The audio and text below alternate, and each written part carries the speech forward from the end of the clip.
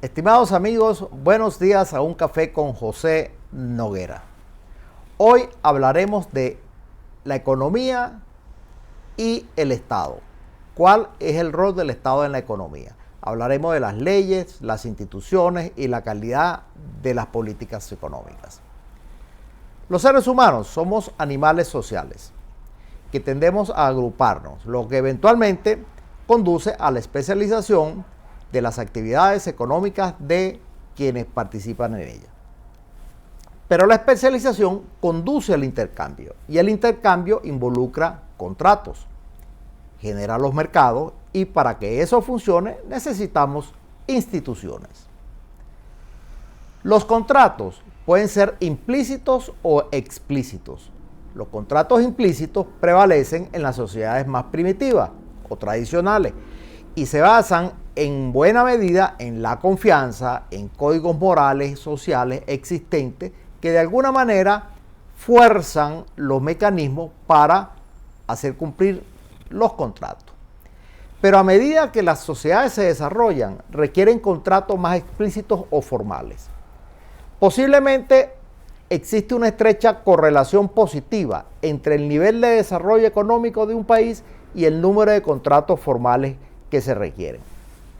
Los contratos requieren de instituciones que se registren si es necesario y también de instituciones que los hagan cumplir. Los individuos acumulan activos como tierras que conducen a la necesidad de proteger la propiedad. Además necesitan protección personal contra los criminales dentro de sus grupos o contra los forasteros. Por lo que cualquier grupo de individuos requiere la existencia de instituciones, así sean rudimentarias, que realicen estas funciones. Cuando las sociedades se vuelven más complejas y los grupos más grandes y menos homogéneos, el Estado debe asumir responsabilidades adicionales si se quiere promover el bienestar de los individuos.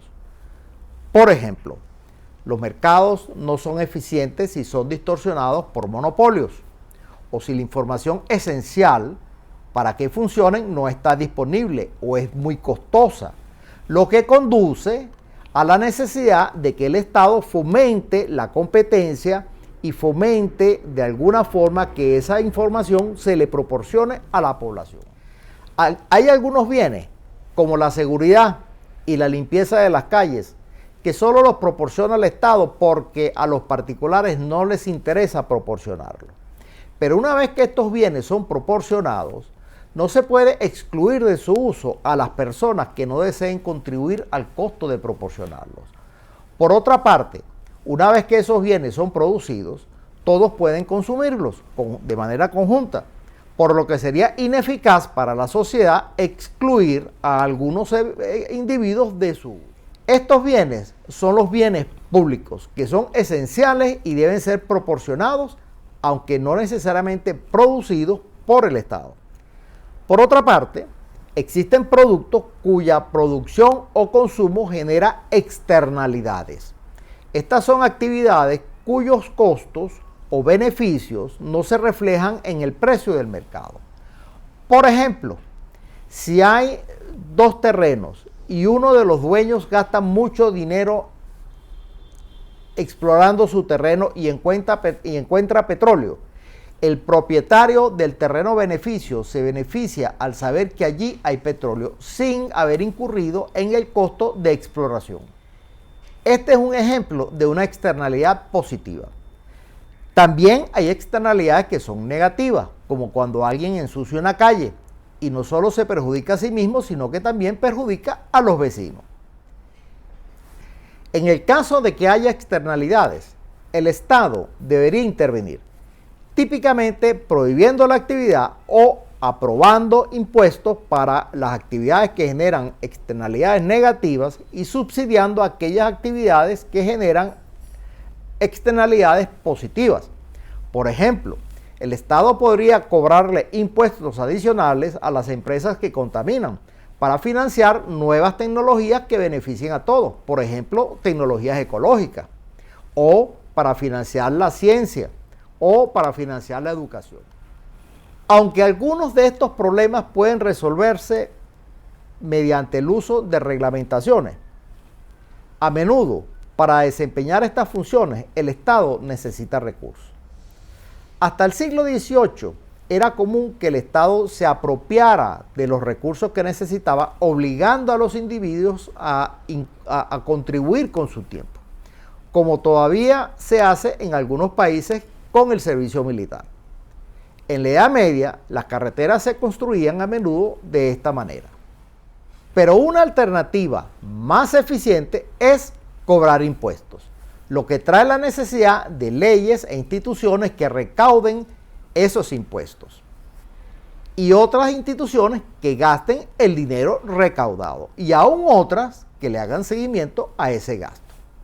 Uno esperaría que estas actividades las realice el Estado, por lo que un sector público de alta calidad requiere un sistema tributario eficiente y un sistema de gastos que minimice el gasto ineficiente e improductivo, y un presupuesto lo suficientemente grande que le permita al Estado desempeñar su papel de manera satisfactoria. Otro papel asociado al Estado, al menos desde que Adam Smith publicó su libro La riqueza de las naciones en 1777, son la distribución del ingreso, una redistribución del ingreso más equitativa, la estabilización de la actividad económica y la promoción del crecimiento y el empleo.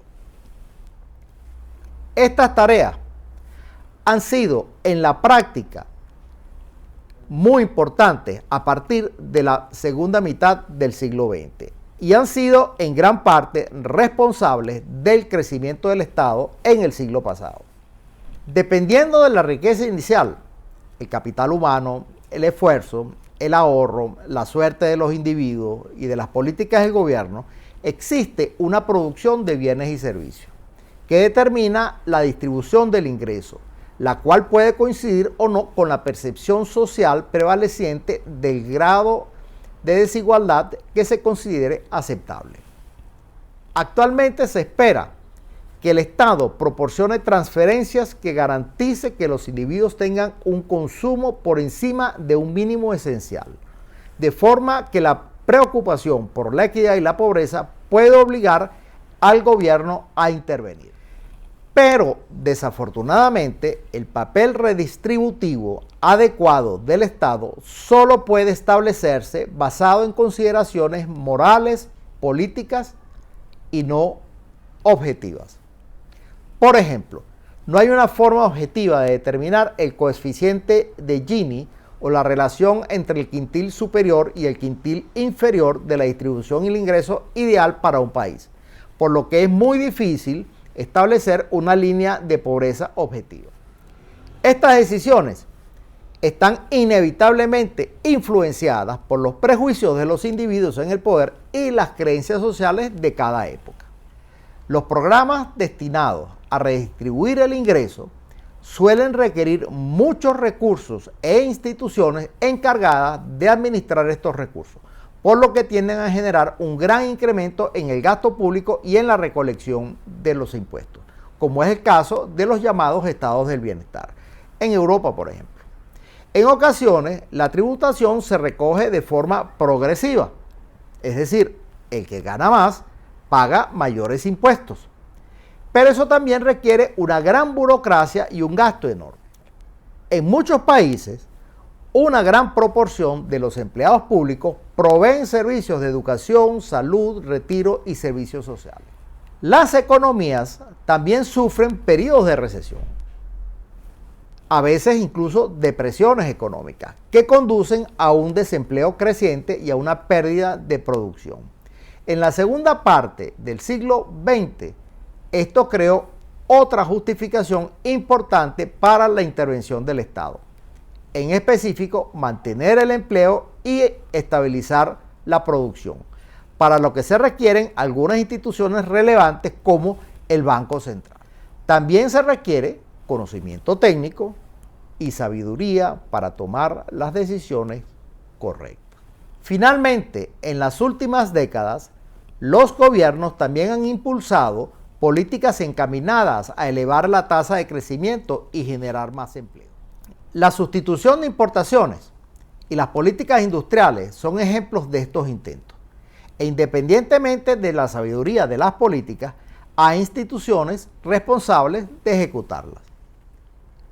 En resumen, el Estado debe establecer reglas e instituciones que permitan ejecutar los contratos y proteger el derecho de propiedad, ayudar a expandir el papel del mercado, regular la recolección y el uso de los ingresos públicos, reducir los costos de transacción en los mercados, promover la eficiencia del mercado en casos en que el mercado falla, proporcionar bienes públicos y abordar las externalidades que no pueden resolverse mediante negociaciones privadas, promover la estabilización macroeconómica, promover una redistribución del ingreso acorde con la visión predominante en esa sociedad. Y por último, asegurarse de que ningún individuo caiga por debajo del umbral de pobreza establecido oficialmente. Para realizar estas funciones, el Estado debe crear algunas reglas e instituciones. Pero el papel del Estado no es estático, sino que cambia con el tiempo y entre países, y está influenciado por las características sociales de cada país y las tecnologías que van cambiando. Hay bienes públicos que lo fueron en una época, pero que dejan de serlo posteriormente. Por ejemplo, en la Edad Media, usualmente los pueblos tenían un horno público para hacer el pan, ya que tener hornos privados resultaba muy costoso. Hoy en día, todo el mundo tiene un horno en su casa. Por lo tanto, la calidad del sector público depende de los objetivos y las prioridades del gobierno en un momento determinado. La calidad del sector público no es necesariamente lo mismo que la calidad de la política económica. El público es simplemente el instrumento que facilita la formulación e implementación de las políticas del gobierno. Un buen sector público facilita que el gobierno aplique buenas políticas, pero no puede garantizar políticas económicas buenas, porque no puede evitar que los responsables de formular esas políticas las apliquen de forma eficiente. Pero tampoco un sector público que con frecuencia aplica políticas deficientes se puede definir como un sector público de alta calidad. Es decir, un sector público de alta calidad debería promover buenas políticas con más frecuencia que uno de baja calidad. Las reglas de juego son muy importantes porque cada uno se acomoda a ellas de la mejor forma posible, generando una situación de equilibrio. Para cada tipo de intervención estatal en la economía se requieren programas específicos y un mandato legal. En las democracias, ese mandato se especifica primero en una constitución, luego por muchas leyes y reglamentos que le dan un contenido específico a los principios generales que formula la Constitución. La Constitución y las leyes y los reglamentos establecen las reglas de juego que orientan la actuación de las personas y las empresas y de las instituciones públicas. Pero, ¿en qué grado el régimen se siente obligado a actuar bajo estas reglas? Los principios expresados por la Constitución pueden ser claros, pero a menudo no son muy específicos. La Constitución debe orientar la acción, pero no debe abordar situaciones específicas o anticipar situaciones que son inexistentes o imposibles. Se dice que Napoleón rechazó el borrador de Constitución elaborado por las mentes legales más brillantes de su época a su solicitud, porque consideró que el documento era demasiado específico y por lo tanto potencialmente demasiado restrictivo y que probablemente se volvería obsoleto pronto. Un buen ejemplo de constitución es la Constitución de los Estados Unidos, que rara vez ha requerido enmiendas. Y nadie cuestiona el papel de la Corte Suprema en su interpretación. Abundan los ejemplos de principios constitucionales difusos. La Constitución de la India ha impedido la introducción de un impuesto nacional a las ventas y la Constitución de Pakistán impide cobrar impuestos a las ventas, a los servicios y a los ingresos agrícolas. Otro problema con las constituciones es que tienden a reflejar las preocupaciones y las fuerzas políticas del momento en que se escriben. Es útil comparar estas limitaciones a los derechos de propiedad con la opinión de Adam Smith, quien escribió que la adquisición de propiedades valiosas y extensas requiere necesariamente el establecimiento de un gobierno civil. Donde no hay propiedad, el gobierno civil no es tan necesario.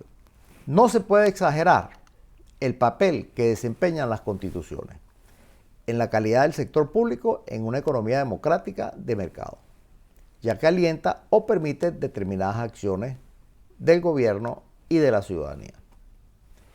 En principio, las leyes y los reglamentos que rigen en un país deben ser consistentes con los principios constitucionales interpretados por una Corte Suprema. Algunos economistas, como James Buchanan, argumentan que el papel económico de la Constitución debería ser establecer límites a la acción gubernamental, como lo hace la Constitución suiza. Es decir, enfatizar en lo que el Estado no puede hacer, en lugar de enfatizar en lo que debe hacer. El Pacto de Estabilidad y Crecimiento de Maastricht, que podría verse como un ejemplo de tal límite en una constitución. En algunas circunstancias, y nuevamente Brasil me viene a la mente, un cambio en la constitución que eliminó los obstáculos a las reformas deseables e importantes puede ser una condición necesaria para mejorar la calidad del sector público y de las políticas públicas. La Constitución establece los principios generales que guían las políticas del país, pero son las leyes que deben ser consistentes con la Constitución las que al final especifican esas políticas. Es posible generalizar que la calidad del sector público mejora cuando las leyes son relativamente pocas, están claramente redactadas y por lo tanto no están sujetas a interpretaciones contradictorias, son integrales y no entran en conflicto entre sí. Cuando las leyes son demasiadas, confusas, no cubren todas las áreas relevantes de la actividad económica o brindan señales contradictorias, surgen las dificultades.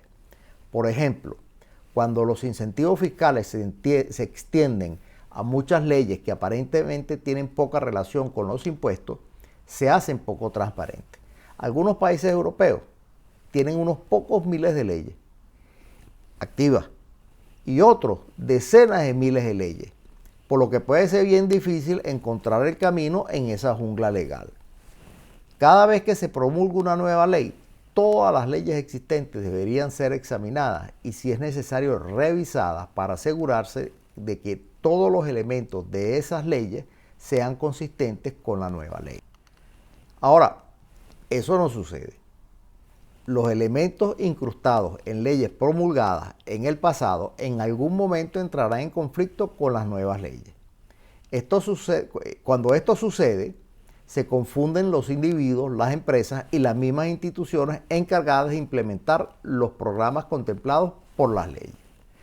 A veces, un incentivo fiscal otorgado por un ministerio que no es el de Hacienda y entra en conflicto con la política fiscal general. Esos conflictos pueden conducir a errores costosos e incertidumbres sobre los derechos de propiedad y afectar negativamente las decisiones del mercado. Así, la calidad del sector público mejora cuando las leyes están redactadas con claridad y cubren todas las áreas necesarias, y cuando no conducen al público ni a los funcionarios públicos a interpretaciones contradictorias, cuando su número es tan pequeño como sea posible y cuando no están en conflictos entre sí. Algunos países como Francia, Australia, Italia o Nueva Zelanda han intentado simplificar las leyes existentes, pero aunque eso haría más transparentes las políticas, solo dará beneficios a largo plazo y no cuenta con mucho apoyo político, por lo que los intentos a menudo se abandonan. Las leyes suelen ir acompañadas de reglamentos específicos que se pueden clasificar en reglamentos económicos, reglamentos de seguridad o reglamentos de información.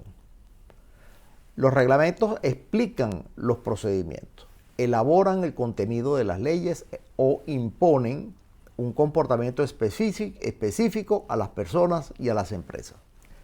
Algunas leyes son tan complejas que requieren un organismo regulador muy grande, como el Código de Rentas Internas de los Estados Unidos, que consta de unas 2.300 páginas. El reglamento que emite una agencia reguladora puede ser muy complejo, de difícil acceso para un público grande y puede sobreponerse con otros reglamentos. Un informe de la OCDE afirma que la regulación es quizás la forma más generalizada de intervención estatal en la actividad económica.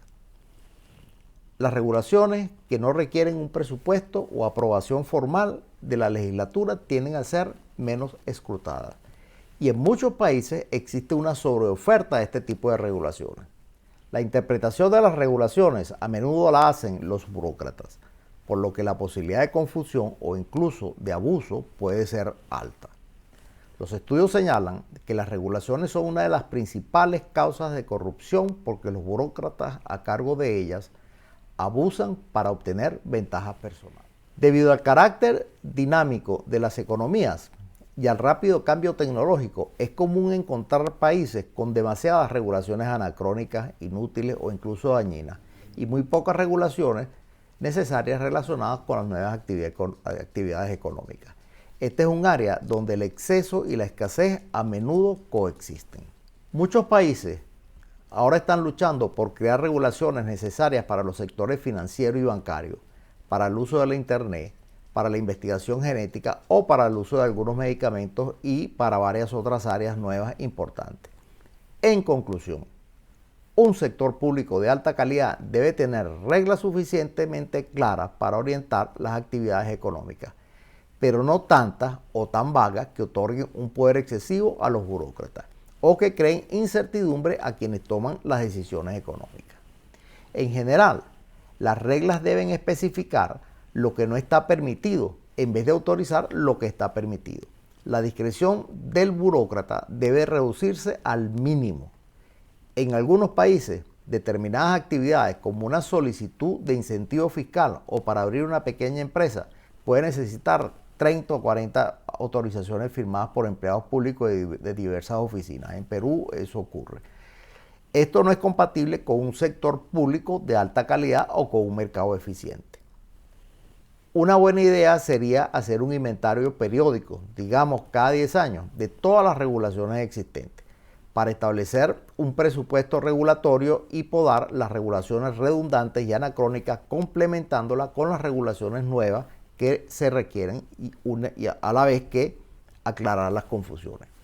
Un paso útil sería la creación de una ventanilla única, como se está haciendo en Chile, donde las personas obtengan todos los permisos y autorizaciones que necesitan en un solo lugar de Internet en este caso. Estos centros, donde se han creado, han permitido eliminar muchas regulaciones y reducir la corrupción. La calidad del sector público también puede verse afectada por arreglos informales que influyen en el comportamiento de los individuos y del sector público, como en la elección de presidentes, ministros y otros altos funcionarios y en los contactos entre el Estado y el sector privado. Estos arreglos informales pueden basarse en consideraciones sociales, religiosas o políticas que, al ser informales, son difíciles de cambiar. Las reglas de juego así establecidas pueden determinar el comportamiento del sector público y del mercado.